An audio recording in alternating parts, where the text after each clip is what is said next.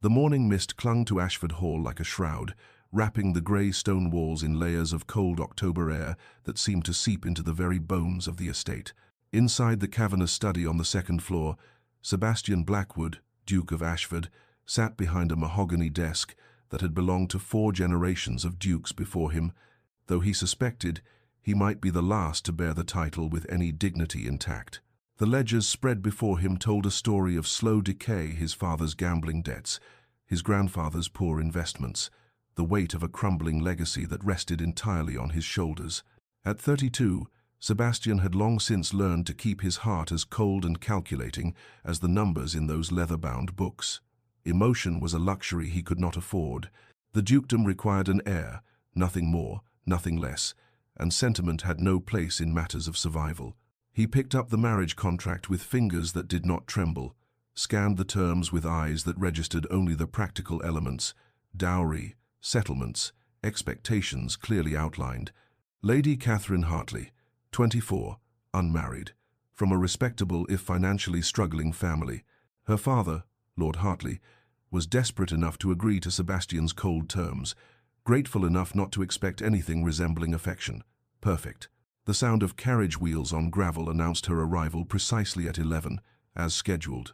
Sebastian did not rise from his desk, did not move to the window to catch a glimpse of his future duchess. What did it matter what she looked like? She was a means to an end, a solution to a problem, a vessel for the heir that would secure the Ashford line. When Pemberton showed her into the study some minutes later, Sebastian glanced up with the same dispassion he might afford a new piece of furniture.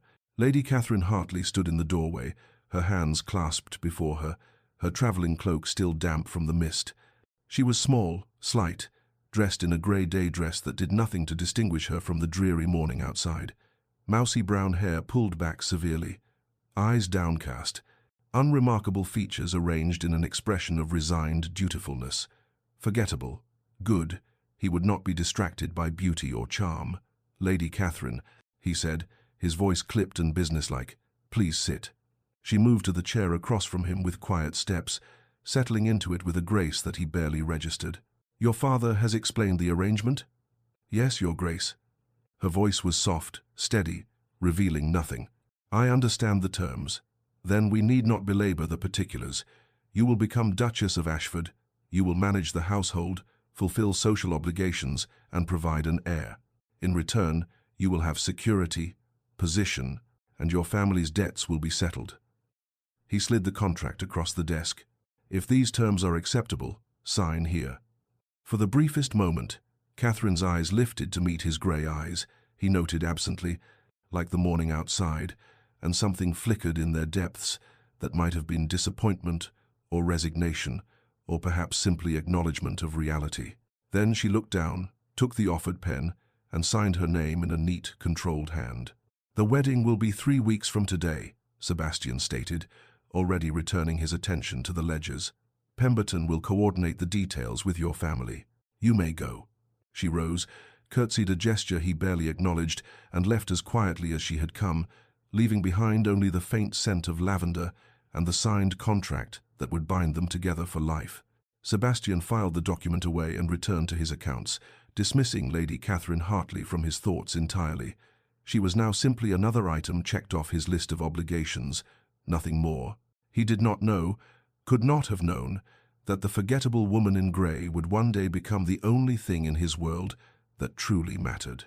But before our lover's fate is revealed, subscribe so you never miss a chapter of romance and scandal, and tell us in the comments, where are you watching from? Now, let's begin. The chapel at Ashford Hall had never seemed so vast or so cold as it did on the November morning when Catherine Hartley became Catherine Blackwood, Duchess of Ashford.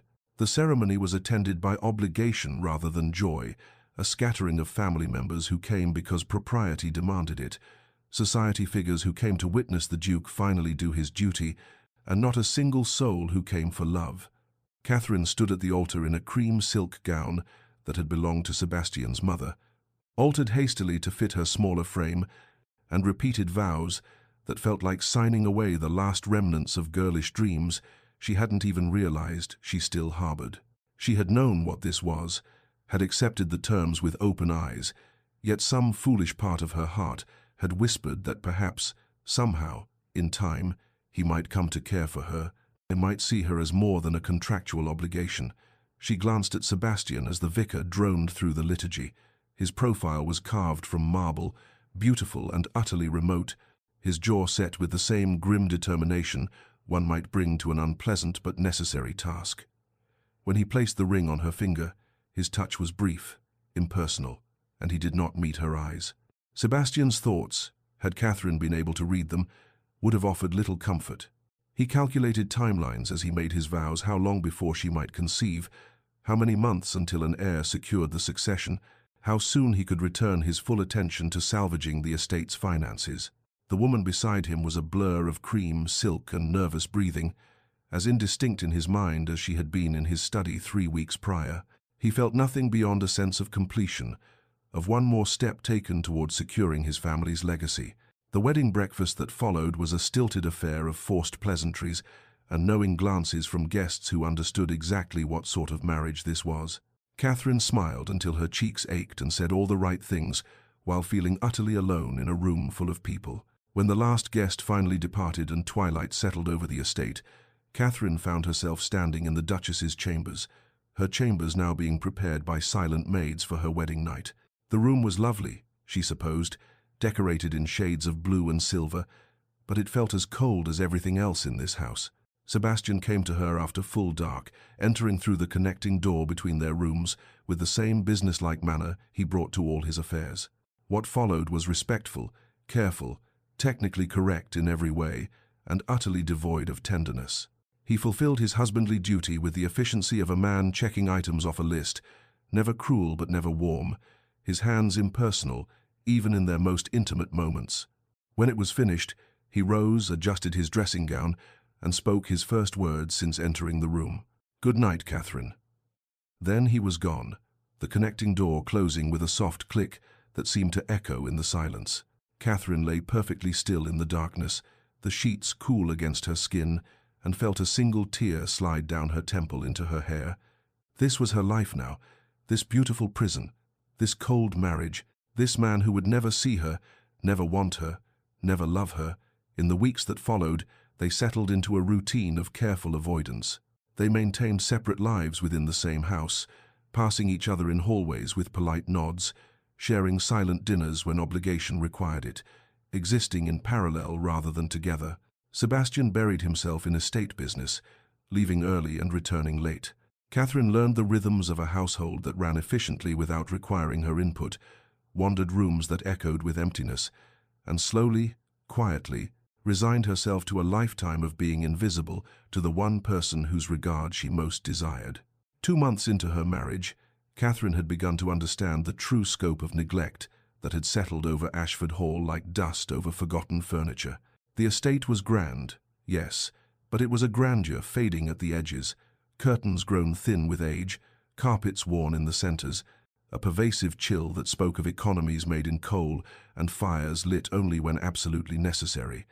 More than the physical deterioration, she noticed the servants, how they moved through their duties with mechanical efficiency, but without any warmth, how they startled when she spoke kindly to them, how Mrs. Pemberton, the housekeeper, had actual tears in her eyes when Catherine asked her opinion on updating the linens. It seemed kindness had been as scarce in this house as heat. Catherine began making small changes, subtle ones that wouldn't draw Sebastian's attention or disapproval. She ordered fires lit in the morning rooms, making spaces warm and welcoming. She asked cook about the staff's meals and quietly authorized better provisions. She learned the servants' names, inquired about their families, thanked them for their work. Slowly, almost imperceptibly, Ashford Hall began to feel less like a mausoleum and more like a home, at least in the corners where Catherine's influence reached. Sebastian noticed none of it. He remained buried in his ledgers and correspondence, leaving the house at dawn, and often not returning until after dark. On the evenings when they shared dinner, a concession to propriety rather than any desire for companionship, Catherine attempted small conversations. "The gardens might be lovely come spring if we engaged a proper gardener," she ventured one evening. Sebastian responded, not looking up from the document he was reading between courses. "Mrs. Pemberton mentioned the village is planning a harvest festival. Perhaps we might, if you wish." Another evening, I've been reviewing the household accounts, and I noticed, that's your domain. Handle it as you see fit. Monosyllables and dismissals. Catherine learned to eat in silence. She found her solace in the library, that vast room on the eastern side of the house, filled with books accumulated over generations. Here, at least, she could escape into other worlds, other lives, stories where people loved and were loved in return. She read voraciously poetry and philosophy, novels and natural history, losing herself for hours among the leather-bound volumes. It was in the library that Sebastian found her one evening in late January, though he had only entered to retrieve a specific legal text he required. The fire had burned low, casting the room in shadows and amber light, and at first he thought the room empty. Then he saw her, curled in the large wingback chair by the window, a book open in her lap, her head tilted against the chair's high back in sleep. Sebastian stood motionless in the doorway, the legal text forgotten. For the first time since their wedding, perhaps for the first time since meeting her, he actually looked at his wife. Really looked. In sleep, the careful blankness she wore like armor had fallen away, revealing something softer, younger, almost peaceful. The firelight caught in her brown hair, turning it amber and gold where he had only ever seen it as mousy and plain. There was a gentle curve to her cheek, a delicacy to the line of her jaw that he had never registered. His eyes fell to the book in her lap, Locke's Essay Concerning Human Understanding. Not a novel or poetry as he might have expected, but philosophy, and dense philosophy at that.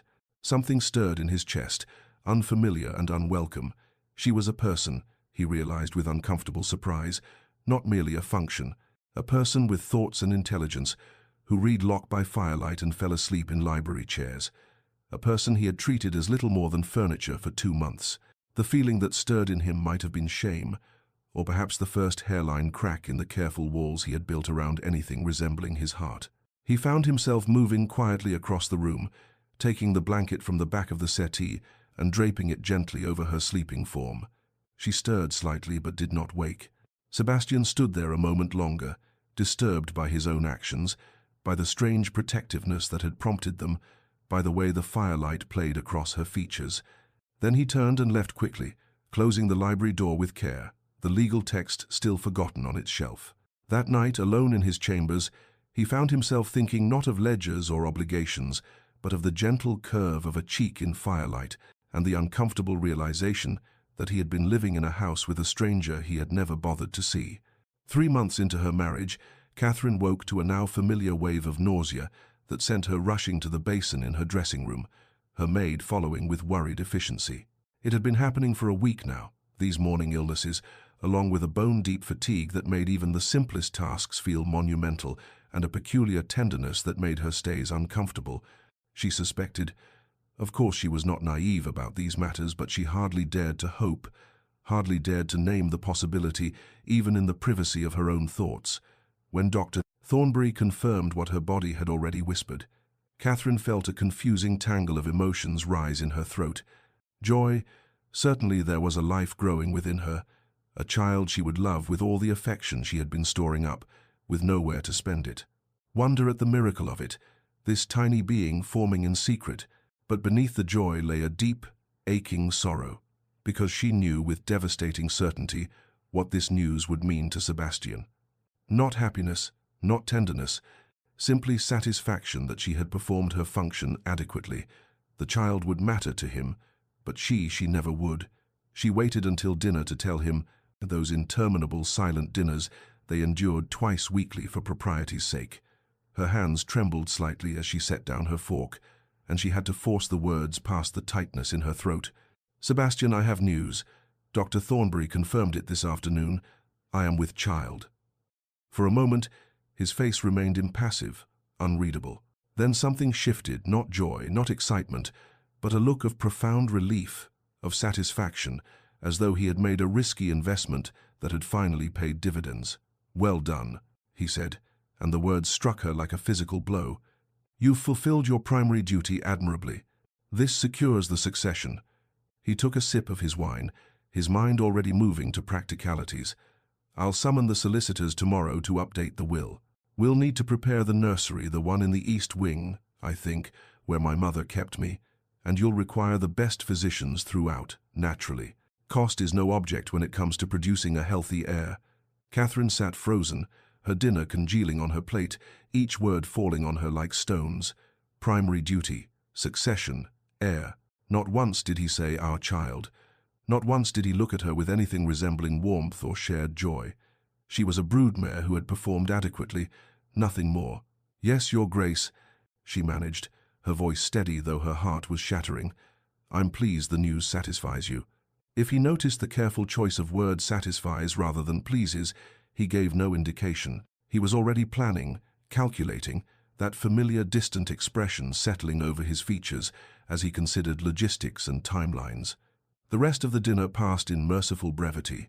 When Catherine finally escaped to her chambers, dismissed the concerned maid with assurances she needed nothing, she lay down on her bed fully clothed and let the tears come. They soaked into her pillow as she pressed her face into the silk, muffling the sounds of her weeping.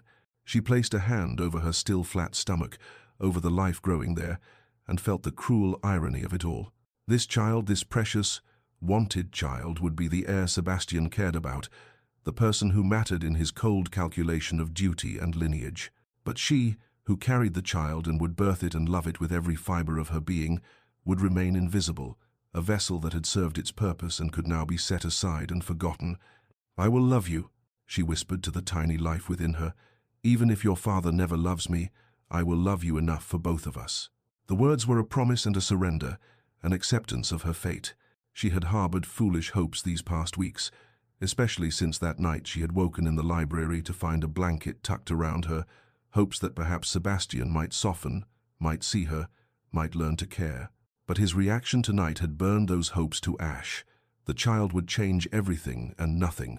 Everything in this house would revolve around the heir, and she would remain exactly what she had always been: invisible, unnecessary, alone. The 4th month of Catherine's pregnancy brought a change in Sebastian's behavior, though not the change her foolish heart might have wished for. He became attentive in the way a gentleman farmer might become attentive to a prized mare, carrying valuable foal, solicitous of her condition, meticulous about her care, but never actually seeing her as anything beyond the vessel she represented. Dr. Thornbury was summoned weekly for examinations. Cook received detailed instructions about nutrition appropriate for expectant mothers. Sebastian personally reviewed the menu to ensure Catherine received adequate sustenance. He forbade her from undertaking any strenuous activity, left instructions with the servants to monitor her rest, and imported a special tonic from London that was reputed to prevent complications. All of this he did with the same business-like efficiency he brought to managing his tenants or overseeing the spring planting. Not once did he ask Catherine how she felt, whether she was frightened, if she needed comfort rather than tonics. His concern was for the heir, and the distinction was painfully clear. Catherine grew quieter as the weeks passed, withdrawing into herself like a flower closing at dusk. She spoke less at their infrequent dinners, stopped attempting conversations that went nowhere, moved through the house like a ghost in her own home. The servants noticed.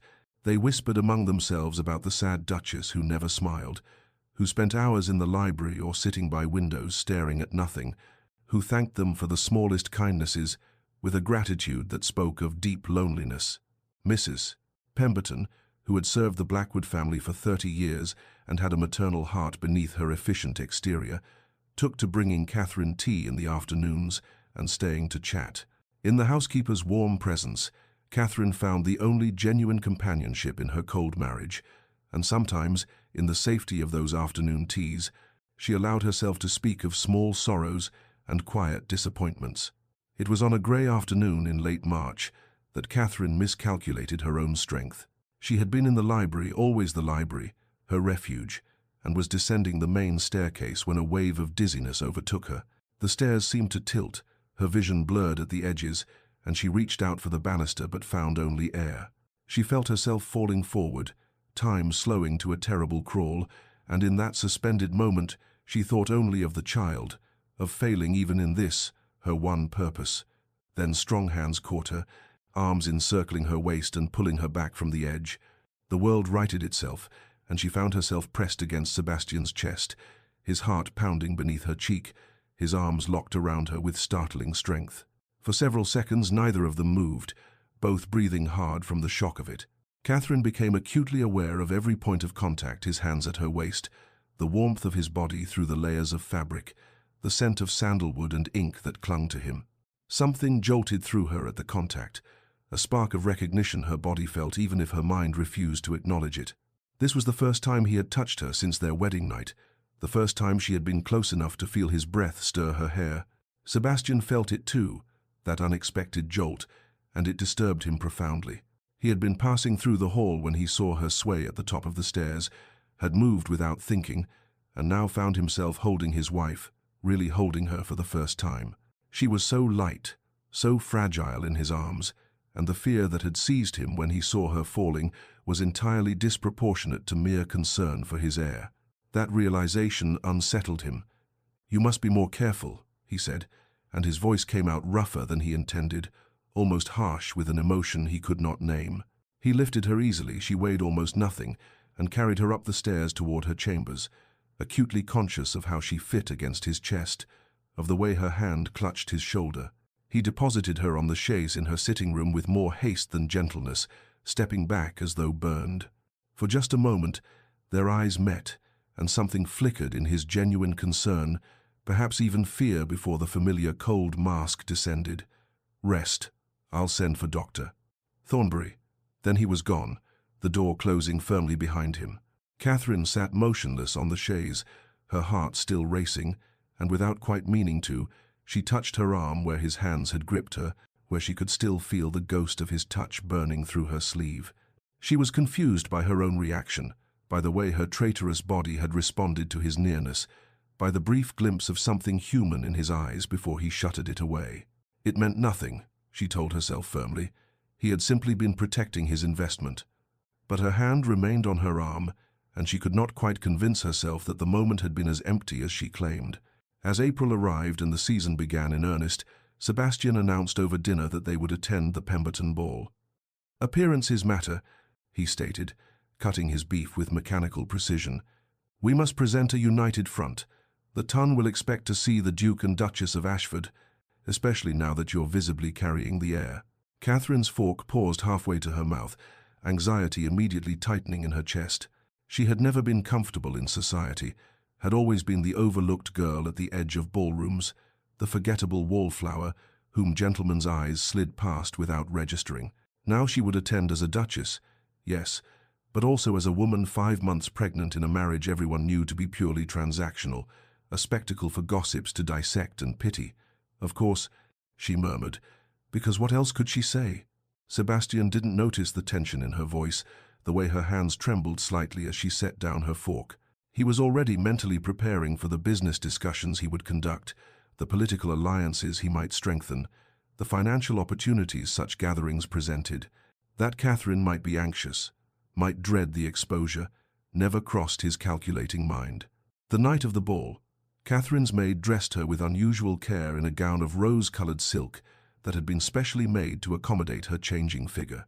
The color brought unexpected warmth to her complexion, made her gray eyes look almost luminous, and the cut, while modest, somehow transformed her from forgettable to something approaching elegance. When she descended the stairs to meet Sebastian in the entrance hall, she saw something flicker across his face, surprise perhaps, or that strange stirring he had felt when he caught her on the staircase weeks ago. For a moment, he simply looked at her, really looked, and thought that she appeared almost beautiful in the candlelight, the rose silk making her seem less like the invisible woman he had married, and more like someone he might have noticed in other circumstances. "You look presentable," he said finally, the compliment, so grudging it barely qualified as one, and whatever warmth Catherine had felt at his expression died instantly. At the ball, Sebastian fulfilled his word about presenting a united front for precisely as long as it took to make their entrance and accept initial congratulations on the impending heir. Then he excused himself to speak with Lord Hartwell about some business matter, leaving Catherine standing alone near a pillar, her hand resting protectively over the swell of her belly, visibly pregnant and visibly abandoned. The looks began almost immediately, the pitying glances from matrons who understood exactly what sort of marriage this was, the whispered conversations behind fans, the careful distance maintained by those who saw her as nothing more than a duty fulfilled. Catherine held her head high and smiled blandly, dying 1,000 small deaths inside, wishing she could simply disappear into the wallpaper as she had always done before. "The duty matches are always the loneliest, aren't they?" a warm voice said beside her, and Catherine turned to find an elegant woman of perhaps 40, dressed in lavender silk, regarding her with kind eyes that held understanding rather than pity. "I'm Henrietta Blackwood, Sebastian's cousin. Well, cousin by marriage. I was wed to his cousin James, before James had the poor grace to fall off his horse and break his neck 5 years ago." The frankness of it startled a small, genuine smile from Catherine. "I'm sorry for your loss." "Are you?" Henrietta asked with gentle perception. "Or are you wondering if widowhood might be preferable to what you're currently enduring?" Catherine's smile faltered, and she looked away, unable to answer such a direct question from a stranger, even a kind one. Henrietta took her arm with easy familiarity, steering her toward a quieter corner. "Forgive me. James always said I had all the subtlety of a cavalry charge, but I've been watching you stand here alone while my cold bastard of a cousin conducts his precious business, and I thought you might appreciate a friendly face." They found seats in an alcove, partially hidden from the ballroom's scrutiny, and Henrietta spoke with the easy confidence of someone who had survived her own trials and come out stronger. She spoke of her own marriage, which had been affectionate but passionless, of the loneliness that could exist even in company, of learning to find purpose beyond what others expected of you. Catherine listened, hungry for this connection, for someone who seemed to see her as an actual person rather than a decorative appendage or a breeding vessel. "Does it get easier?" Catherine asked quietly, the question escaping before she could stop it. "Living with someone who doesn't see you?" Henrietta's expression softened with sympathy. "Sometimes. And sometimes you learn to see yourself clearly enough that it matters less whether others do." She patted Catherine's hand. "Though between us, I hold out hope that Sebastian might yet surprise you. The Blackwood men are notoriously slow to recognize what's valuable until they nearly lose it." Henrietta's presence had been a balm, but as the evening wore on, Catherine became increasingly aware of her own discomfort. The ballroom was stifling, packed with bodies and lit by hundreds of candles that turned the air thick and warm. Her corset, already tight against her growing body despite the maid's careful adjustments, seemed to constrict further with each breath. A dull ache had begun in her lower back, radiating around to her abdomen, and beneath the layers of silk and linen she felt perspiration gathering at her temples. Her neck. She took a sip of lemonade, trying to calm the rising sense that something was wrong, that her body was protesting this spectacle in ways she could not control. "Are you quite well?" Henrietta asked, her sharp eyes catching the pallor that had crept into Catherine's cheeks. "You've gone rather white." "Just warm," Catherine managed, though even as she spoke the room seemed to tilt slightly at the edges. "Perhaps I should find Sebastian." She rose, steadying herself on the chair back, and scanned the ballroom for her husband. There, across the room, deep in animated conversation with Lord Hartwell and 2 other gentlemen, his attention completely absorbed in whatever business matter they were discussing. He had not looked her direction once in the past hour. Catherine began making her way through the crowd, murmuring polite excuses as she navigated between clusters of guests. The distance seemed to stretch impossibly, the faces around her blurring into a sea of curiosity and false smiles. Halfway across the ballroom floor, the ache in her abdomen suddenly sharpened into something else entirely, a pain that stole her breath and doubled her over. She reached out blindly for something to steady herself, her hand grasping only air. The ballroom tilted violently, the chandeliers overhead wheeling in sickening circles. She could feel eyes on her, could hear the shift in conversation as people noticed the Duchess of Ashford swaying dangerously in the center of the dance floor. "Sebastian," she tried to call, but his name came out as barely a whisper, lost in the music and chatter. The pain intensified, sharp and frightening and utterly wrong. Her vision darkened at the edges, a tunnel closing in until all she could see was a pinpoint of light, the gleam of candlelight on marble. She felt her legs give way beneath her, felt herself falling with terrible slow clarity, and then nothing. Darkness swallowed her whole. The orchestra faltered and stopped mid-phrase, the sudden silence more shocking than any scream. For a heartbeat, the entire ballroom froze in tableau dancers mid-step, conversationalists mid-sentence, fans arrested in mid-flutter. Then chaos erupted, gasps and exclamations, the rush of movement as people surged forward or shrank back, the clatter of a dropped glass shattering on marble. In the center of the dance floor, a pool of rose-colored silk lay crumpled and still. Sebastian heard the disturbance before he registered what caused it, the cessation of music, the collective gasp, the sudden urgency in voices around him. He turned, irritated at the interruption to his conversation, and his eyes found the center of the ballroom. Time stopped. The world narrowed to a single, terrible point of focus. Rose-colored silk pooled on white marble, brown hair coming loose from its pins, a hand outstretched and motionless.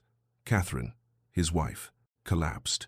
Something in Sebastian's chest seized with a force that knocked the breath from his lungs. This was not concern for an heir or calculation about succession.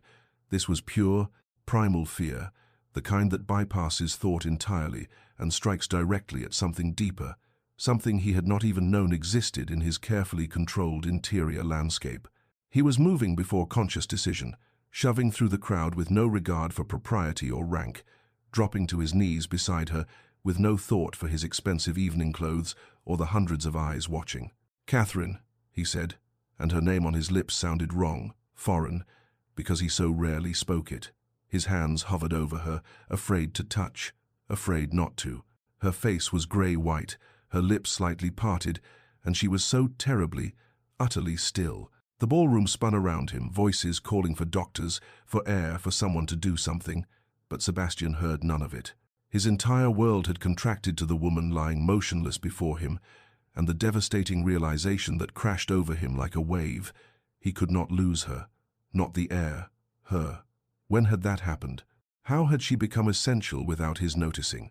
Sebastian gathered Catherine into his arms with hands that trembled, actually trembled, though he could not remember the last time his body had betrayed him with such weakness. She was so light, so terribly pale, her head lolling against his shoulder as he lifted her from the cold marble. "Catherine," he said again, louder this time, as though the force of his voice might call her back from wherever she had gone. There was no response, no flutter of eyelids, nothing but the shallow rise and fall of her chest that told him she still lived. "Doctor." Thornbury materialized beside him. Lord Pemberton was calling for his carriage to be brought around immediately, and Henrietta's voice cut through the chaos with orders to clear a path. Sebastian carried his wife through the parting crowd, aware of nothing but her weight in his arms and the terrifying fragility of it. How easily this life could slip away if he did not hold on tightly enough. The carriage ride back to Ashford Hall was the longest journey of Sebastian's life.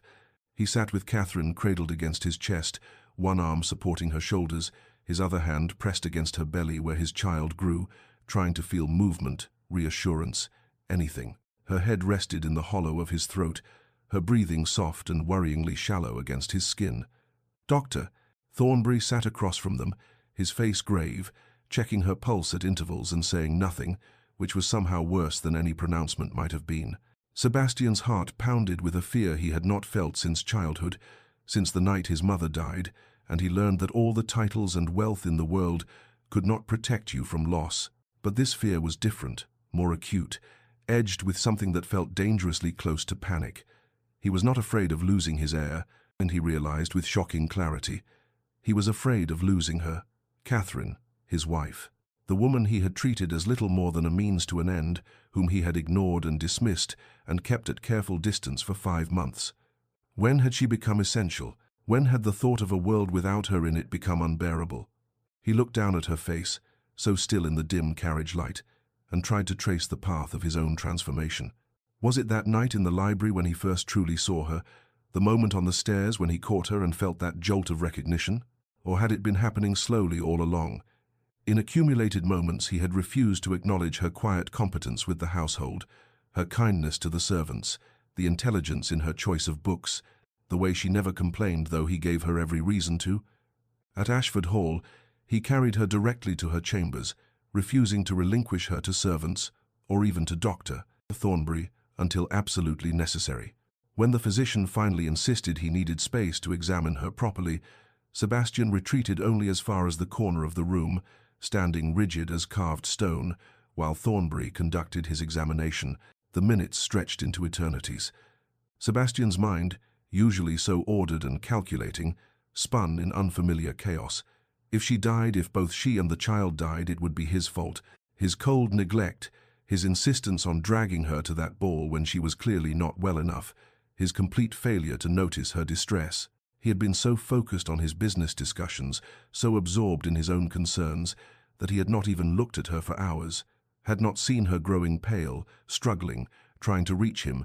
She had been collapsing in the center of a ballroom while he discussed grain prices with Lord Hartwell, and the guilt of that struck him with physical force. "Doctor," Thornbury finally straightened, his expression carefully neutral in the way of physicians delivering uncertain news. "Her Grace is stable for the moment. The child appears unharmed. I can feel movement, but she's severely overtaxed, possibly dehydrated, and there are signs of strain that concern me. The next hours will be critical. She needs complete rest and careful monitoring." Sebastian nodded, unable to form words past the tightness in his throat. As Thornbury gathered his instruments and gave instructions to the hovering maid, Sebastian moved to the chair beside Catherine's bed and sat heavily, his eyes fixed on her colorless face. He reached out hesitantly and took her hand so small and cold in his larger one, and made a silent promise to whoever might be listening. If she survived this, if she opened her eyes again, he would be different. Better. He would see her, truly see her, the way he should have from the beginning. He would not waste whatever chance he might be given to know the woman he had married. The woman who had somehow, without his permission or awareness, become the person he most feared losing in all the world. Catherine woke to pale morning light filtering through unfamiliar curtains. No, not unfamiliar, simply disorienting in her confused state. These were her own bed curtains, her own room, but something felt wrong, displaced, as though time had skipped forward without her consent. Her body ached with a deep weariness, and her throat was parched. She turned her head on the pillow and found Sebastian sitting in the chair beside her bed, and the shock of it brought everything rushing back the ballroom, the pain, the terrible spinning darkness. Sebastian looked nothing like the composed duke who had escorted her to the ball. His evening clothes were rumpled and creased, his cravat missing entirely, his dark hair disheveled as though he had run his hands through it repeatedly. His eyes were shadowed with exhaustion, and stubble darkened his jaw. He looked, Catherine thought with distant surprise, almost human. Their eyes met, and something passed between them that had never existed before, a connection, tentative and fragile, but undeniably real. "You're awake," he said, and his voice was rough with relief. He leaned forward, and she saw his hand twitch as though he wanted to reach for her but didn't quite dare. "How do you feel?" "Tired," she whispered. "The baby is safe," Dr. Thornbury confirmed it. "Strong heartbeat, good movement. You gave us all a considerable fright, but the child is unharmed. Us, not me. Us." As though there were others whose concern mattered, though Catherine suspected he meant primarily himself and simply could not say it. "I'm sorry," she began, the apology automatic. "I didn't mean to cause a scene, Catherine." He said her name with surprising firmness, and this time his hand did move, covering hers on the counterpane with hesitant gentleness. "You frightened me." The words hung in the air between them, simple and devastating. Not, "You endangered the heir," or "You jeopardized the succession." "You frightened me." Catherine stared at him, unable to formulate a response, unsure what this meant, afraid to read too much into 3 words spoken in a moment of crisis. Sebastian seemed equally uncertain what to do with the confession now that it had escaped. His hand remained on hers, warm and solid, but his expression was confused, as though he had surprised himself. "You must rest," he said finally, withdrawing his hand with what might have been reluctance. "Recover your strength. Dr. Thornbury's orders are absolute bed rest for at least a week, possibly longer. I've instructed the staff that you're to have anything you need." He stood, and Catherine thought he would leave as he always did, retreating to his separate sphere. Instead, he paused at the foot of the bed, his hands gripping the carved post. "I'll return this afternoon if you're amenable. Perhaps I might read to you. You shouldn't be alone." Then he was gone, leaving Catherine to stare at the closed door in bewildered wonder. In the days that followed, Sebastian became a fixture in her chambers in a way that would have been scandalous had anyone outside the household known.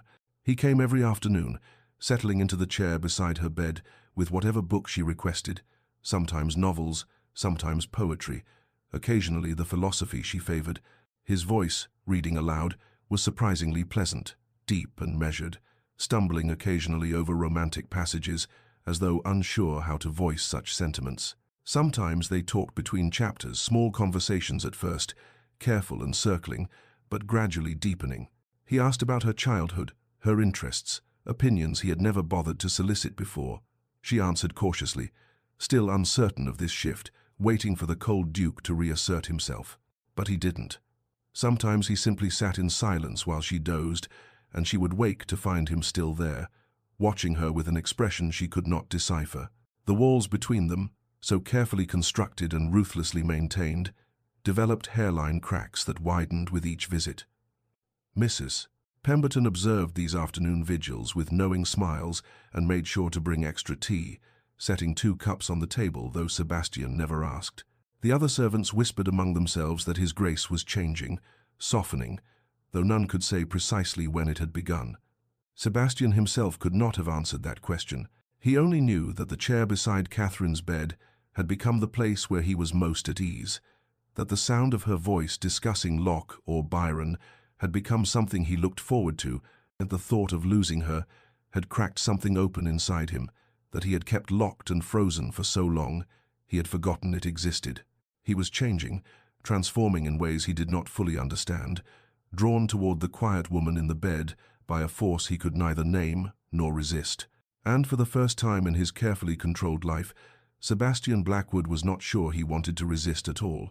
By the 6th month of her pregnancy, Catherine had recovered sufficiently for Dr. Thornbury to permit gentle exercise, provided she did not overexert herself. Sebastian, who had taken to interpreting the physician's instructions with an almost comical degree of caution, announced that she should take daily walks in the garden for fresh air and constitution, but only with him present to ensure she did not tax herself. Catherine agreed, bemused by this sudden solicitousness from a man who had barely acknowledged her existence for the first 4 months of their marriage. The walks began as silent affairs, awkward in their newness. They would traverse the gravel paths at a sedate pace, befitting Catherine's condition, Sebastian hovering at her elbow as though she might collapse at any moment, neither quite sure what to say now that they had left the safe territory of her sick room and the books that had mediated their tentative connection. But gradually, as April warmed into May and the gardens came alive with early roses and blooming lilac, Catherine began to speak. At first, she commented on small things, the progress of the gardener's work, the beauty of a particular flower bed, the way the light fell through the ancient oak at the garden's center. Then, emboldened by Sebastian's attentive silence, she began to share more. She spoke of the books she had been reading, drawing connections between philosophical concepts and practical applications. She mentioned the improvements she had quietly implemented in the household, the better provisions for servants, the repairs to the east wing that had been leaking, the reorganization of the linen closets that had saved considerable expense. She offered observations about the world, about politics and society and human nature, thoughts she had been storing up in months of solitude with no one to share them with. Sebastian found himself not merely listening but truly hearing her, perhaps for the first time in his life, attending fully to another person's words without simultaneously calculating his own advantage. She was intelligent, remarkably so, with an incisive mind that cut through pretense to underlying truth.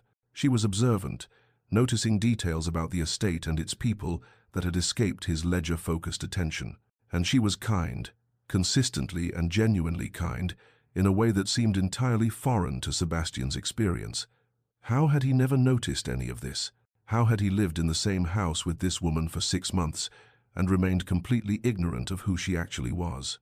The realization shamed him even as it fascinated him. One afternoon, as they walked past the section of garden where an overly earnest previous duke had installed a collection of stone gnomes, Catherine made a wry comment about their expressions, suggesting they were passing judgment on the current residents' horticultural choices. The observation was so unexpected, so gently absurd, that Sebastian found himself smiling. Catherine, emboldened, added that the one by the roses looked particularly disapproving of the pruning strategy, and perhaps they should consult him before making any further decisions. And then she laughed, a genuine, unguarded sound of amusement that transformed her entire face, lighting her grey eyes and softening features that melancholy had kept carefully controlled. The sound stopped Sebastian in his tracks. He stood motionless on the gravel path, staring at his wife as she smiled at her own silly joke, and realized with absolute certainty that he had never heard her laugh before. Not once in 6 months of marriage, the thought struck him with unexpected force that he had shared a home, a bed, however briefly, a future with this woman, and had never once made her laugh or even wanted to. What kind of existence had he condemned her to? What kind of man had he been? But more than the guilt, he felt something else entirely, a fierce, inexplicable desire to hear that sound again, to be the cause of it, to see her face light with genuine joy and know that he had put that expression there. That night, long after they had completed their walk and parted for their separate chambers, Sebastian lay awake staring at the canopy above his bed.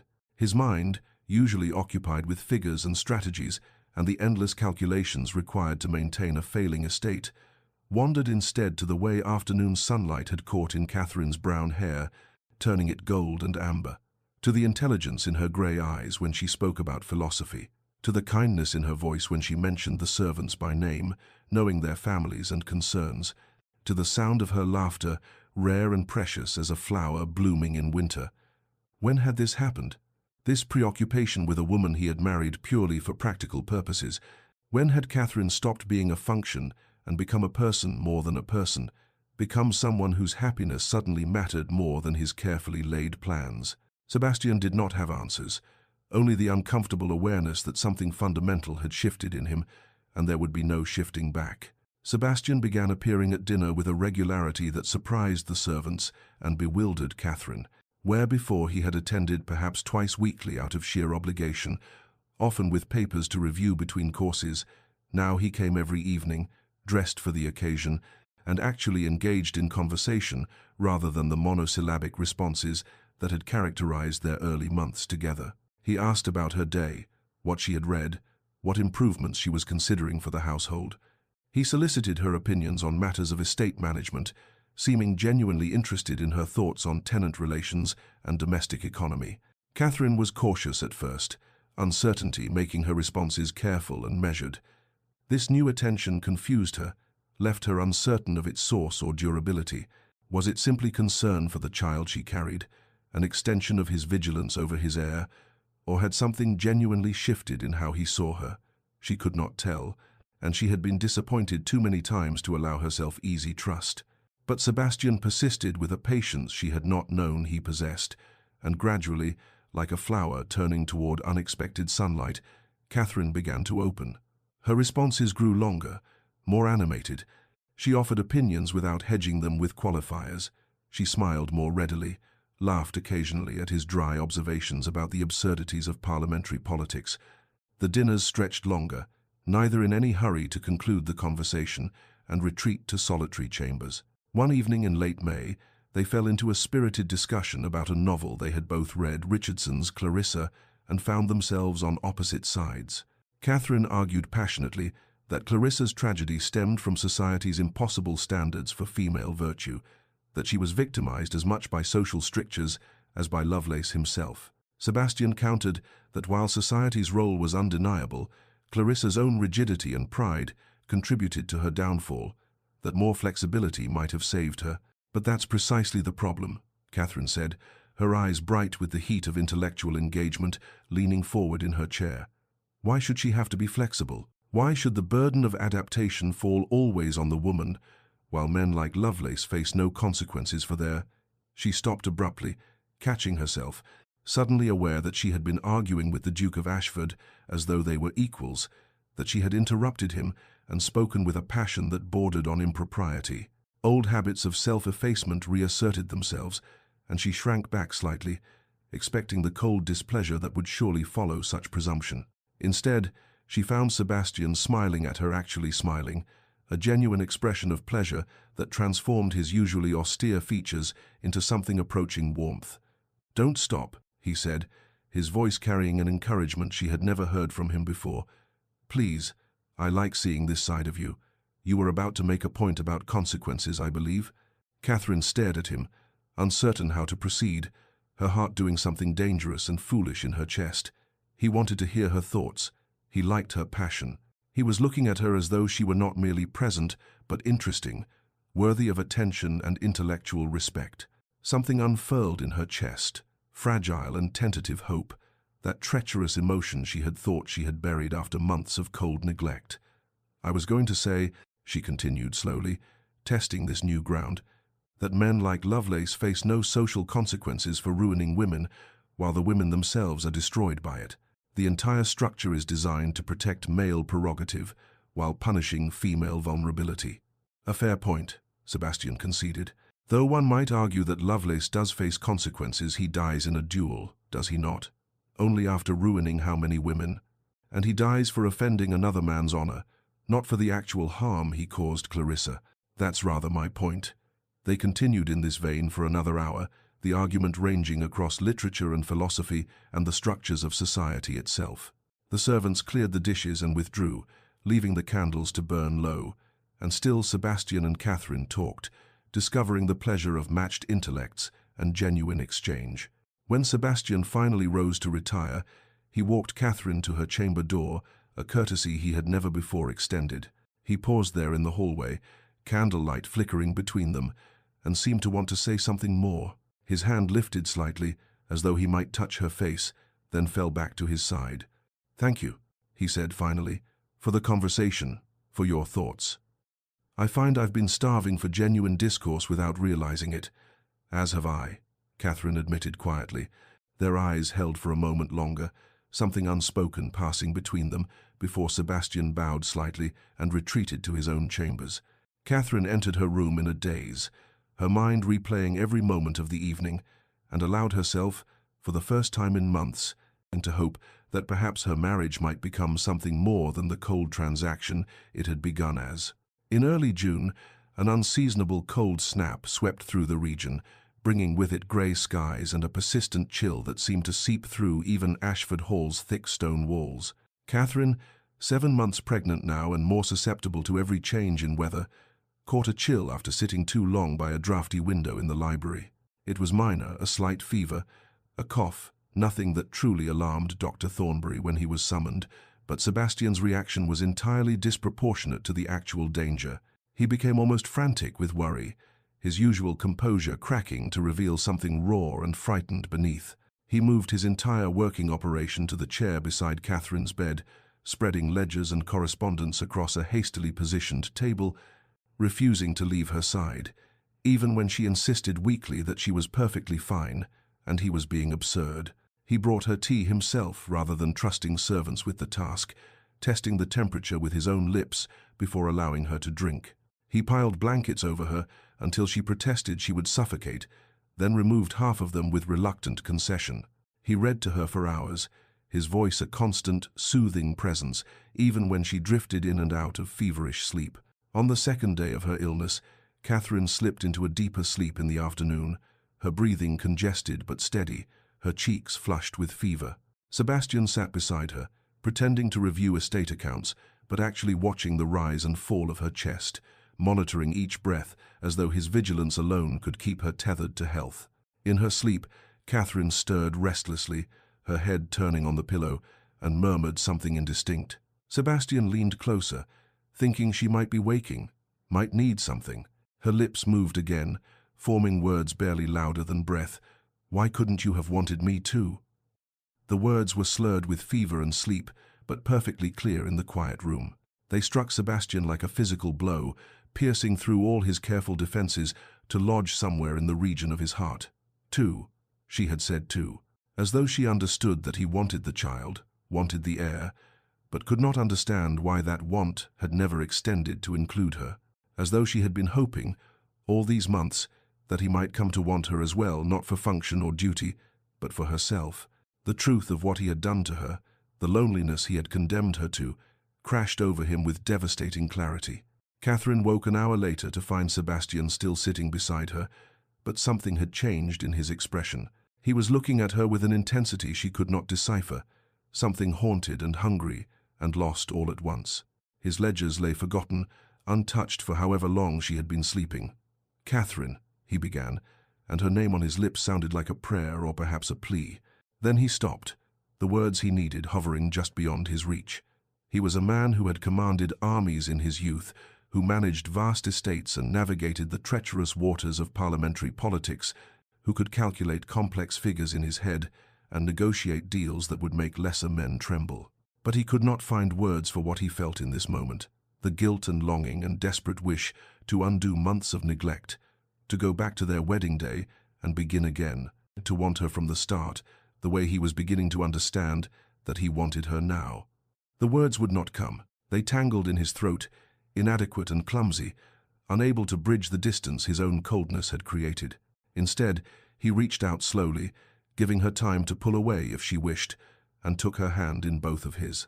He simply held it, feeling the delicate bones and cool skin, the flutter of her pulse at her wrist. He held her hand as though it was something precious, something he had nearly lost through his own blindness and was only now learning to value. Catherine looked at their joined hands, then up at his face, confusion and cautious hope warring in her grey eyes. She did not pull away. Sebastian met her gaze and tried to pour into that look everything he could not yet articulate: apology and recognition, regret for the past, and promise for whatever future they might build. For now, in the quiet of her sick room with the afternoon light fading beyond the windows, it was enough. Not forgiveness perhaps, not yet understanding, but a beginning, a tentative bridge across the chasm that had separated them. Catherine's fingers curled slightly, returning the pressure of his grip, and they sat together in silence as the shadows lengthened and the fever broke, and something new and fragile began to take shape between them. As summer faded and autumn arrived with its palette of gold and crimson, Sebastian's transformation became apparent to everyone in the household and beyond. The cold, austere Duke of Ashford was thawing in ways that would have seemed impossible 6 months prior. He smiled more readily, the expression reaching his eyes and softening the harsh planes of his face. He laughed occasionally, actual laughter, not the sardonic chuckle he might offer at political ironies, but genuine amusement at Catherine's observations or the absurdities of daily life.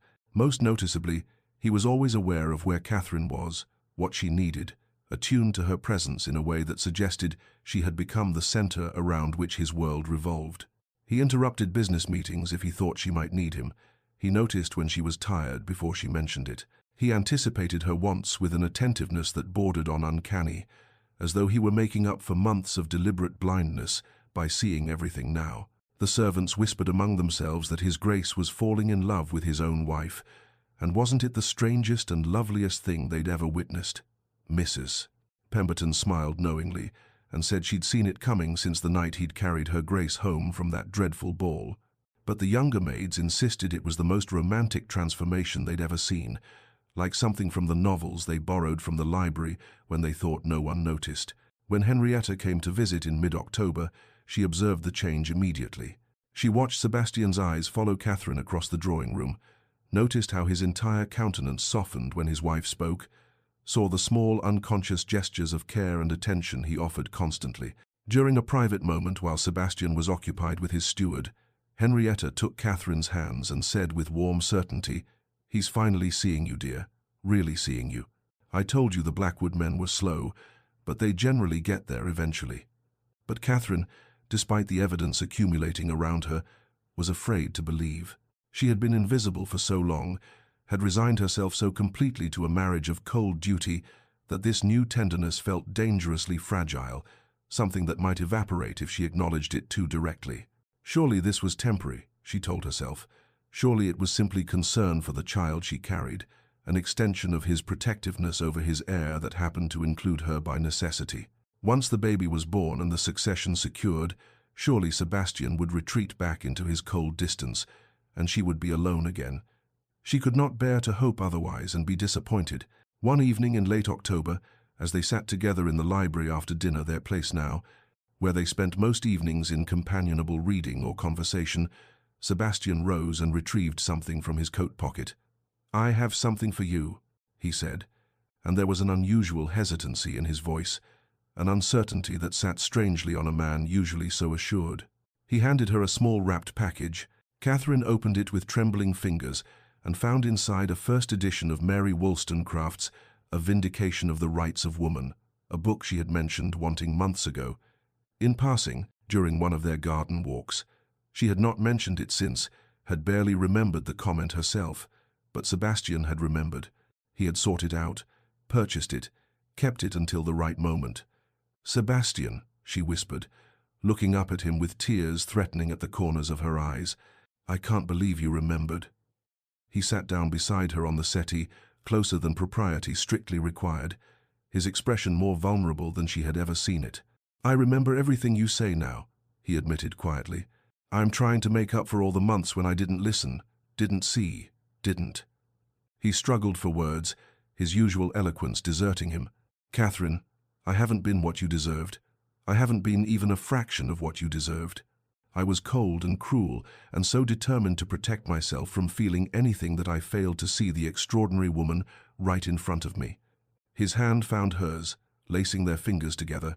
"I'm trying to be better. I want to be better. For you." The "for you" echoed in the space between them, heavy with meaning. Not for the heir, not for duty or appearance. For her. Catherine looked at their joined hands, at his face so earnest and uncertain, and felt the walls around her heart walls she had built for self-preservation begin to crack. "I don't know how to trust this," she said honestly, her voice barely above a whisper. "I want to, but I'm afraid." Winter settled over Ashford Hall in earnest as November gave way to December, blanketing the estate in snow and shortening the days to brief grey intervals between long nights. Catherine was 8 months pregnant now, her body heavy and ungainly, the child within her active and demanding, making sleep difficult and comfort nearly impossible to achieve.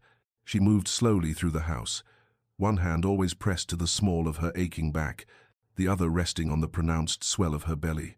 She was preparing for the birth with the mixture of anticipation and dread that all women felt approaching that threshold, knowing that she would soon cross into territory where wealth and position offered no protection, where duchess and scullery maid faced the same dangers and the same uncertain outcome.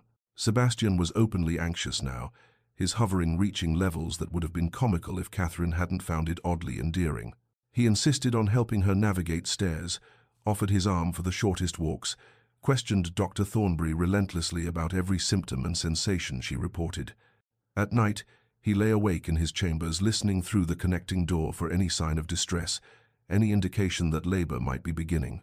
One snowy evening in mid-December, they sat together in the library, as had become their custom, the fire crackling cheerfully in the hearth, candlelight casting warm shadows across the room.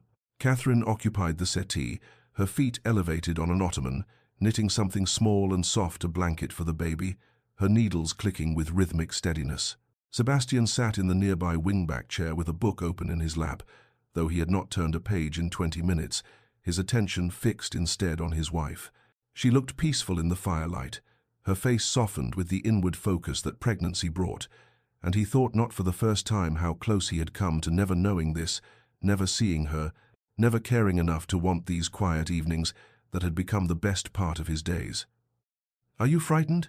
he asked quietly, breaking the comfortable silence. Catherine looked up from her knitting, understanding immediately what he meant. Of the birth. At his nod, she set down her needles and folded her hands over her belly. "Terrified," she admitted. "My mother died birthing my youngest brother. I was 12. I remember." She trailed off, the memory clearly painful. "I remember how long it took, and how the midwife's face grew grimmer as the hours passed, and how my father looked afterward, hollowed out, like something essential had been carved away." Sebastian felt ice settle in his stomach at her words. He rose from his chair and moved to sit beside her on the settee, close enough that their bodies touched from shoulder to hip, closer than propriety demanded, but exactly where he needed to be. "I won't let anything happen to you," he said with fierce certainty, as though will alone could protect her from the dangers inherent in bringing life into the world. Catherine turned to look at him, and her smile was sad, knowing. "You can't promise that, Sebastian. No one can. Childbirth takes women every day, rich and poor, young and old. It doesn't care about titles or intentions."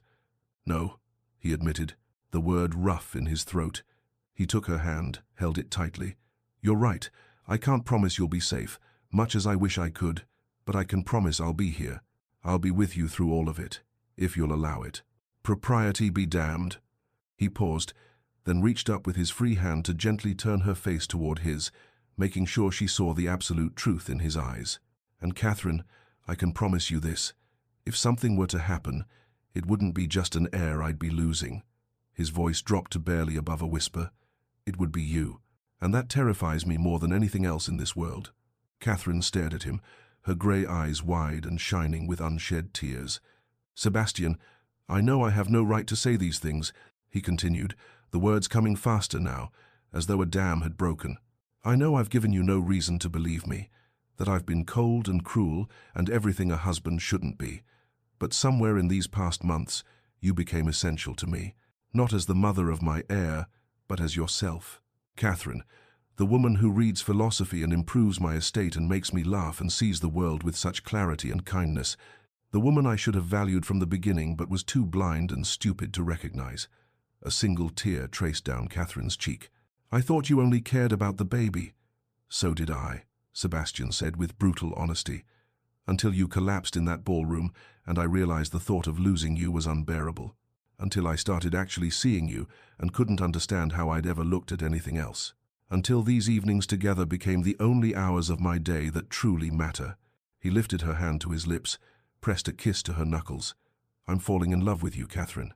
Perhaps I've been falling all along and was too foolish to know it."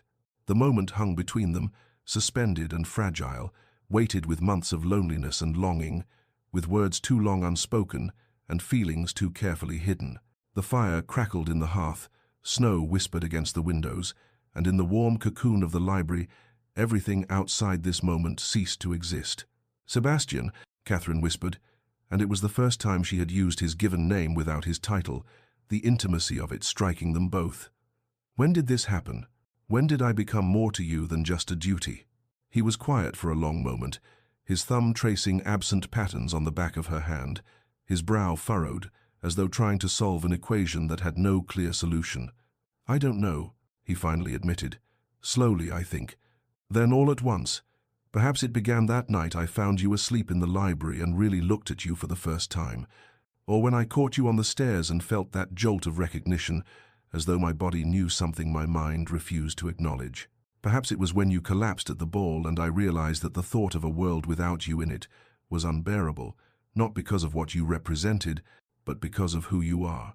He reached up with his free hand and touched her face with hesitant gentleness, his fingers tracing the curve of her cheekbone, the line of her jaw, as though memorizing her features. Or perhaps it was happening all along, in every small moment I was too blind to notice. Every kindness you showed the servants, every intelligent observation you made. Every evening you sat across from me at dinner and tried to create connection while I gave you nothing in return. His voice roughened with emotion. "I was so determined to keep my heart locked away, Catherine.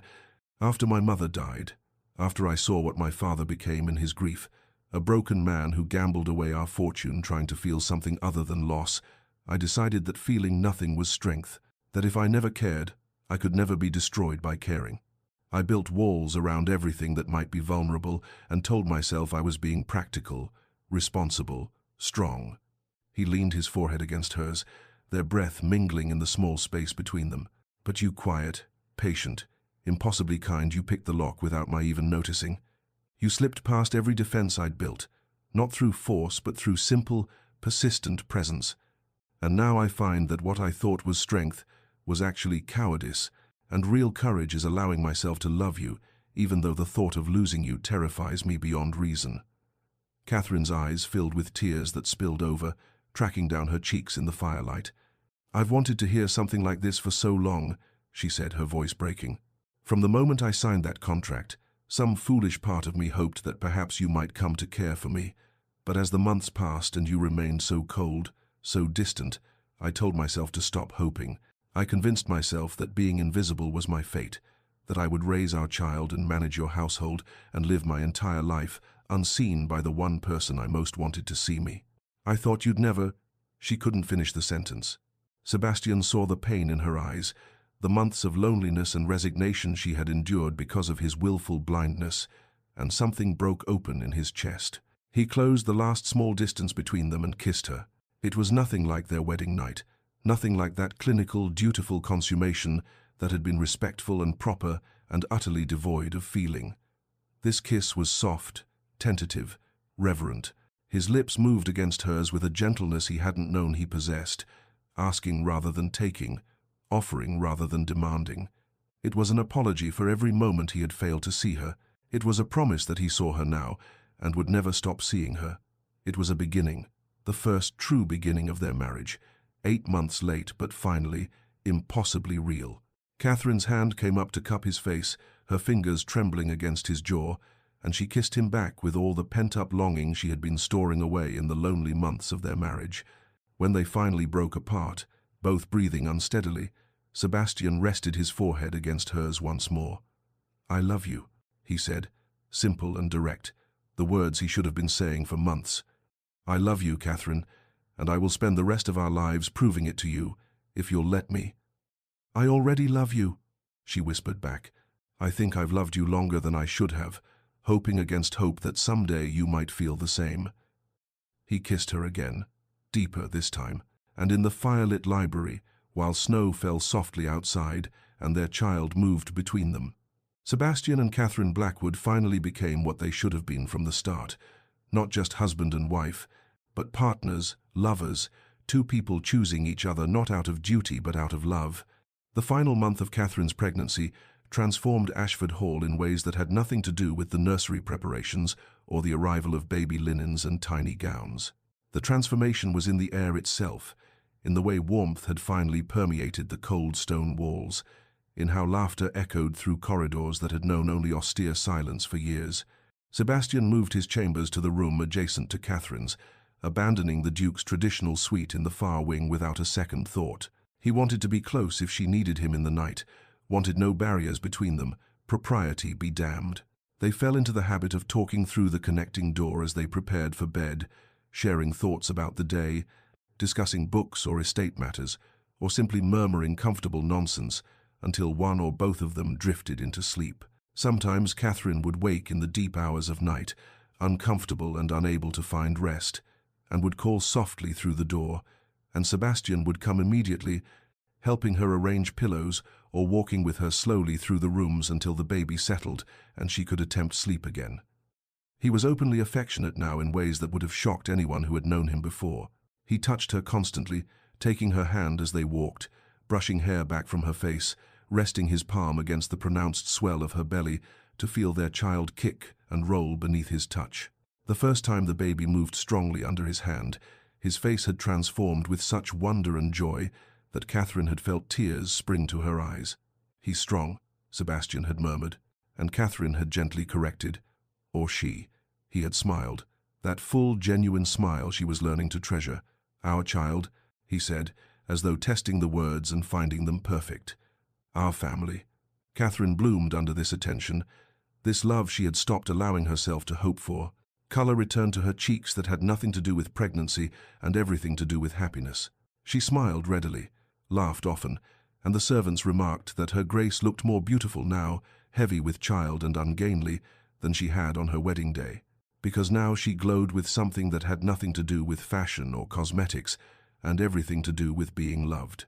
They made plans together in the evenings, sitting close on the library settee or in Catherine's sitting room, discussing everything from the nursery arrangements to the child's eventual education.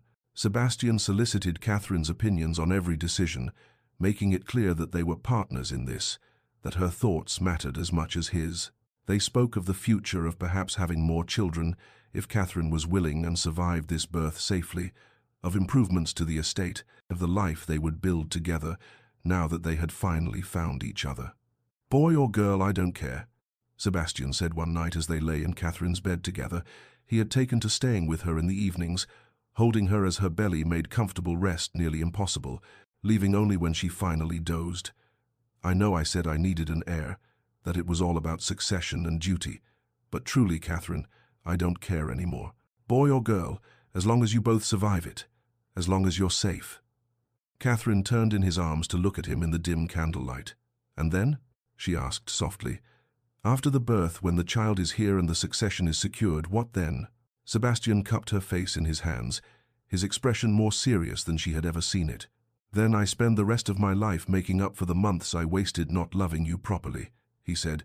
"Then I show you every single day that you are the most important thing in my world, more essential than titles or estates or anything else I once thought mattered. Then we raise our child together, children, if we're blessed with more, and we build the life we should have had from the beginning. A life based on love and partnership and genuine care for each other." He kissed her forehead, her cheeks, finally her lips. Then we live, Catherine, truly live, not just exist. Together, she believed him. For the first time since signing that contract 9 months ago, Catherine allowed herself to fully believe in the possibility of happiness, in a future that held not just duty, but joy.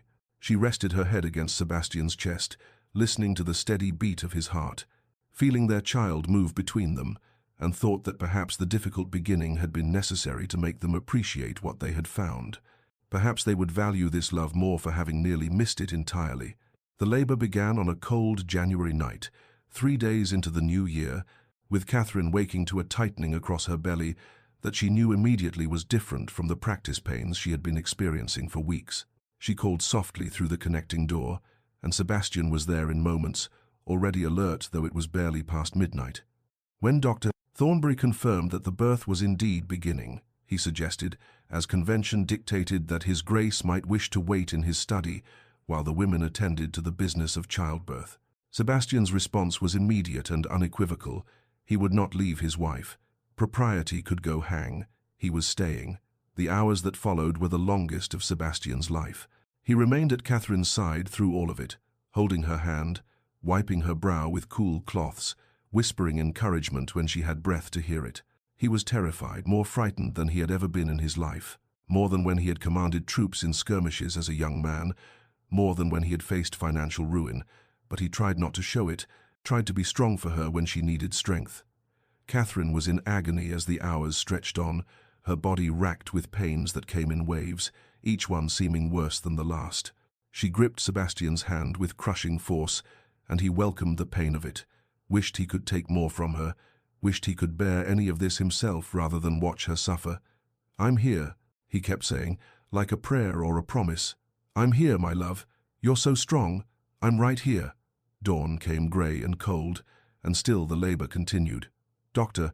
Thornbury's face grew increasingly concerned as morning stretched toward afternoon, and Sebastian felt panic rising in his throat. Finally, as the winter sun began its early descent, Catherine gave a final, agonized push, and the room filled with a new sound, a baby's cry, lusty and strong and achingly beautiful. "A son," Dr. Thornbury announced, wrapping the baby quickly. "A healthy son, Your Grace." Sebastian barely registered the words, his attention fixed on Catherine, who had collapsed back against the pillows, her face grey with exhaustion. He reached for her hand, smiled at her. "You did it, my love. He's here. He's perfect." But Dr. Thornbury's face had gone grave, and suddenly there was urgent activity, the midwife moving quickly, towels that shouldn't be soaked in red.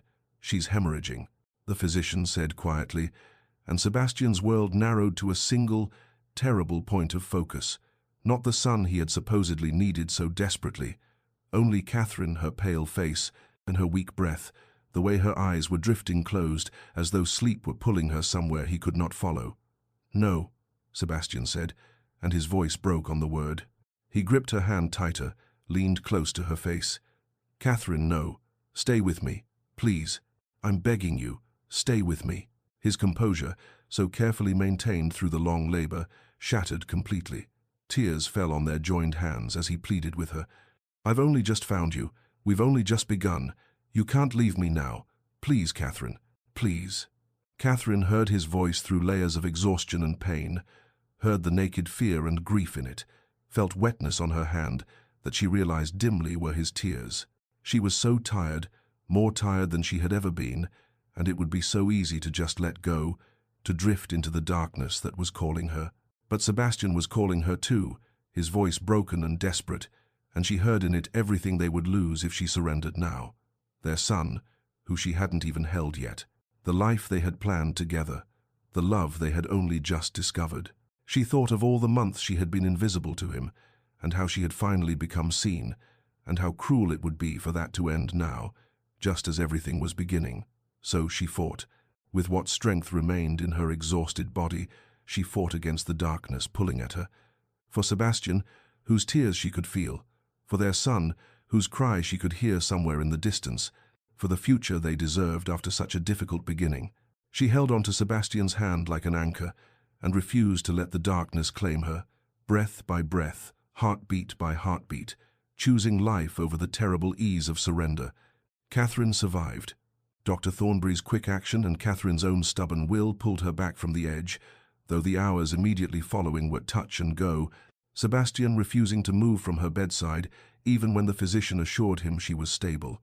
The recovery was slow, painfully so, with Catherine too weak at first to even hold her own child, but Sebastian never left her side except when absolutely forced to by the most pressing estate business, and even then he returned as quickly as possible, as though afraid she might slip away in his absence. He brought their son to her in those first fragile days, settling the tiny, squirming bundle carefully in her arms when she was too weak to lift him herself, supporting both of them with gentle hands. Catherine looked down at the small face, features still red and wrinkled from birth, and felt overwhelming love crash over her. "He's perfect," she whispered, tears sliding down her cheeks. "Absolutely perfect." Sebastian sat on the edge of the bed beside them, one arm around Catherine's shoulders, gazing at his son with an expression of wonder. "He has your nose," he observed, "and hopefully your disposition. One of me in the world is quite enough." Catherine laughed weakly, then winced at the pain the movement caused. "What shall we name him?" she asked. Sebastian was quiet for a moment, studying the baby with thoughtful intensity. "Thomas," he finally said, "if that pleases you." "After my father?" Catherine asked, surprised and touched that Sebastian would honor her family so. "No," Sebastian said quietly. "After the father I hoped to be, not the one I had." He looked at Catherine, his expression vulnerable. "My father was cold, distant, more concerned with his own pleasures than with his family. He taught me that emotion was weakness and that duty was everything. I don't want that for Thomas. I want him to grow up knowing he's loved, that his happiness matters, that feelings aren't something to be locked away and feared." His hand moved to cover Catherine's where she held their son. "I want to be the kind of father, the kind of man you've taught me I can be." In the weeks that followed, as Catherine slowly regained her strength and color returned to her cheeks, their little family took shape in the sunny rooms of Ashford Hall. Sebastian was a devoted father, constantly amazed by every small detail of his son, the tiny fingers that gripped his own, the way Thomas would quiet to the sound of his voice, the serious expression the baby wore when studying the world with unfocused eyes. But more than a devoted father, Sebastian was a devoted husband. He told Catherine daily that he loved her, the words coming more easily with repetition but never losing their weight. He brought her flowers from the conservatory, read to her during her convalescence, sat with her for hours simply talking or existing in comfortable silence. He made up for lost time with an intensity that sometimes overwhelmed her, as though he were determined to compress into every day the affection and attention he should have been giving her all along.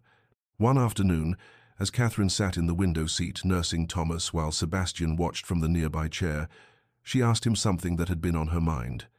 "Tell me the story," she said softly. "Tell me how this happened, how we got from there to here." Sebastian smiled, that full, warm smile that still surprised her sometimes with its transformation of his features. "Once upon a time," he began with gentle humor, "there was a foolish duke who thought he had everything figured out. He thought he could order his life like a ledger, keep everything controlled and predictable and safe. He thought that if he never allowed himself to feel anything, he could never be hurt." He rose and came to sit beside Catherine, his arm going around her shoulders. Then a quiet, patient woman came into his life, and she was everything he didn't know he needed. She was kind where he was cold, open where he was closed, brave where he was cowardly. And though he was too stupid to see what was right in front of him, she waited. She endured his coldness with grace, and slowly, without even trying, she taught him that the walls he had built to protect himself were actually a prison. He pressed a kiss to Catherine's temple. "You saved me," he said seriously. "I was barely alive. Catherine just going through motions, existing but not living. You taught me how to feel again, how to love, how to be human instead of just a collection of duties and titles." Catherine leaned into his warmth, their son between them. "I didn't do anything special. I just loved you, even when you couldn't love me back." "That's everything," Sebastian said quietly. "That's the whole story. You loved me until I learned how to love you in return." Spring arrived at Ashford Hall with an explosion of color and life that seemed to mirror the transformation within the estate's walls. The gardens that Catherine had quietly arranged to have properly tended now burst with daffodils and early tulips. The trees leafed out in tender green, and the air carried the scent of growing things and new possibilities. Catherine stood on the terrace one warm April afternoon, stronger now, her body having recovered from the trauma of Thomas's birth, watching Sebastian play with their son on a blanket spread beneath the ancient oak tree at the garden's heart. Thomas was 3 months old now, beginning to smile and coo, and Sebastian lay on his stomach beside the baby, making absurd faces that sent Thomas into fits of delighted gurgling. The sound of her husband's laughter carried across the garden, and Catherine marveled at the change in him. This man who had once seemed incapable of joy, now so full of it that it spilled over into everything he touched. The estate itself was flourishing not just financially, though Sebastian's careful management was finally bearing fruit in that regard as well, but with a warmth and vitality it had lacked for years. Servants smiled as they worked, singing sometimes when they thought no one was listening. Fires burned cheerfully in every occupied room. Flowers graced the tables. Children's laughter echoed through halls that had known only silence. Everything had color now where before there had been only gray, and Catherine knew that the change was not merely in the estate but in how she saw it, how happiness had painted over the loneliness that had tinted everything in those early months. Sebastian looked up from his position on the blanket, caught her watching, and smiled that particular smile he reserved only for her, the one that made her heart still flutter even now. He said something to Thomas, touching the baby's nose gently, then rose with fluid grace and came to her, crossing the garden with long strides.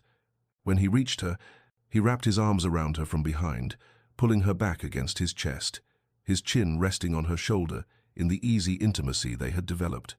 "Happy," he murmured against her hair, and she could hear the smile in his voice, the contentment that had replaced the cold calculation that used to define him. "More than I ever dreamed possible," Catherine admitted, leaning into his warmth. She turned her head slightly to see his profile. "That first day, when you barely looked at me during our meeting in your study, when you slid that contract across the desk like I was just another business transaction, I thought I was agreeing to a lifetime of loneliness. I thought I would spend decades in this house being invisible to you." Sebastian's arms tightened around her, and she felt him press a kiss to her temple. "I was looking," he confessed quietly. "I was just too afraid to see. Afraid that if I let myself feel anything attraction, interest, affection, I'd lose control, lose focus. My father fell apart after my mother died, let his emotions destroy everything, and I was so determined not to be like him that I tried to feel nothing at all." He turned her gently in his arms, so they faced each other, his hands coming up to frame her face. "I didn't understand that love doesn't make you weaker. It makes you stronger, braver, better. It gives you something worth fighting for, worth living for, instead of just existing in careful isolation." His thumbs brushed across her cheekbones in a gesture that had become familiar. "Beloved, you made me better, Catherine. You made me human again, made me want things beyond duty and obligation, made me care about something more than preserving a legacy." "You made yourself better," Catherine corrected gently. "I just gave you a reason to try." "You were the reason," Sebastian said. "You are the reason. For everything." He kissed her then, slow and sweet in the spring sunshine, while their son gurgled contentedly on the blanket and bees hummed among the flowers, and Ashford Hall stood solid behind them, no longer a prison of cold duty, but a home filled with love and laughter and the promise of all the years ahead. When they finally broke apart, Catherine rested her head against Sebastian's chest, listening to the steady beat of his heart, and thought about how far they had come from that grey autumn morning when she had signed away her future to a man who could not even look at her. How close they had come to missing this entirely. How grateful she was that Sebastian had learned to see her before it was too late, and that she had been patient enough to wait for him to find his way to her. "Come," Sebastian said, taking her hand. "Thomas is going to start wondering where we've gone, and I want to show him how his mother looks in spring sunlight. It's my favorite view in all the world." Catherine laughed and let him lead her across the garden to where their son waited, and as she settled on the blanket with her family around her, she thought that perhaps difficult beginnings made happy endings all the sweeter for having been so hard won. 3 years had passed since that cold January night when Catherine nearly slipped away, and Ashford Hall had been transformed so completely that visitors who remembered its former austerity barely recognized it. The estate was prosperous now, Sebastian's careful management finally bearing full fruit, but more than financial success, it radiated warmth and life. Laughter echoed through corridors that had once known only silence. Light poured through windows no longer shrouded in heavy drapery. And at the heart of it all was a family, not just a duke performing his duty, but a true family, bound by love rather than obligation. A daughter had joined their son, little Eleanor with her mother's grey eyes and her father's dark hair, barely a year old and already ruling the household with imperious infant demands. Thomas, now 3, was a serious child who studied the world with thoughtful attention and showed early signs of inheriting both his parents' intelligence. On a warm summer afternoon, Sebastian and Catherine walked together through the gardens while their children played on a blanket nearby under Nurse's watchful eye. They moved hand in hand, comfortable in the way of couples who had weathered storms together and emerged not just intact, but stronger for the tempering. Their fingers laced together with unconscious ease, and they moved in comfortable silence, needing no words to fill the space between them. At dinner parties, and they hosted them now with genuine pleasure rather than cold obligation, people remarked on the Duke and Duchess of Ashford, how devoted they were to each other, how obviously in love, the way the Duke's eyes followed his wife across a room, the way the Duchess's face lit when her husband entered, the small touches they exchanged constantly, the private smiles, the sense that they existed in their own world, even in company. Who would have thought, the gossips whispered with romantic satisfaction, that when they married for purely practical reasons, everyone knew it had been nothing but a business arrangement. Theirs would become one of the great love stories of their generation. Sebastian still remembered, with crystalline clarity, the moment Catherine collapsed in the Pemberton ballroom, the rose-colored silk pooling on white marble. The memory could still fill him with retrospective terror, still make his heart clench, with the thought of how close he had come to losing her before he even knew what he had. But more than terror, the memory brought gratitude that she had collapsed when she did, shocking him out of the emotional paralysis he had mistaken for strength, grateful that she had survived the difficult birth that followed, grateful that she had been patient enough, kind enough, stubborn enough to love him even before he knew how to love her back, giving him time to find his way to her through his own darkness. "What are you thinking?" Catherine asked, noticing the distant expression on his face. Sebastian smiled and pulled her closer, pressing a kiss to her temple. "Just remembering how blind I was, how close I came to missing all of this." "But you didn't miss it," Catherine said simply. "That's what matters. You found your way." "We found our way," he corrected, and they continued their walk, while their children's laughter carried across the garden, and the summer sun warmed the earth, and everything was exactly as it should be. Dear listener, sometimes the greatest transformations come not from grand gestures or dramatic declarations, but from quiet moments of awakening a woman asleep in a library chair, a hand caught on a staircase, a collapse on a ballroom floor that forces us to confront what we've been refusing to see. Sebastian needed an heir, that's true. He thought that was what mattered, what would secure his legacy and give meaning to his existence. But what he truly needed, though he didn't know it, was Catherine, someone to pick the lock on his guarded heart with patience and kindness. Someone to teach him that vulnerability isn't weakness but courage, and that love doesn't diminish you or make you less, it completes you, makes you more fully human, gives you reasons to live instead of merely exist. Perhaps you know this feeling, of having what you thought you wanted only to discover that what you actually needed was something else entirely.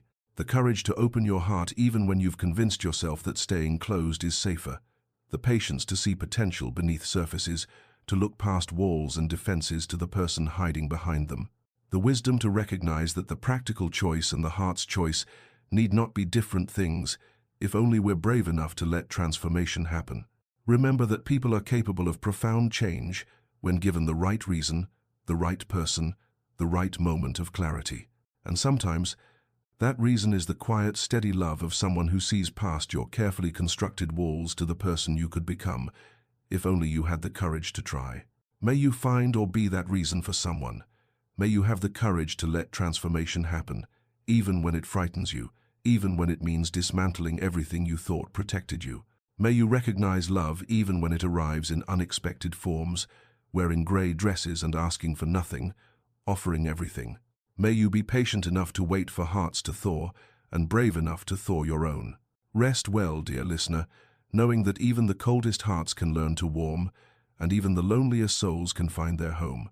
Know that it's never too late for new beginnings, that marriages of convenience can become marriages of love, and that the person you thought was just a means to an end might actually be the end itself, the purpose, the meaning, the reason for everything.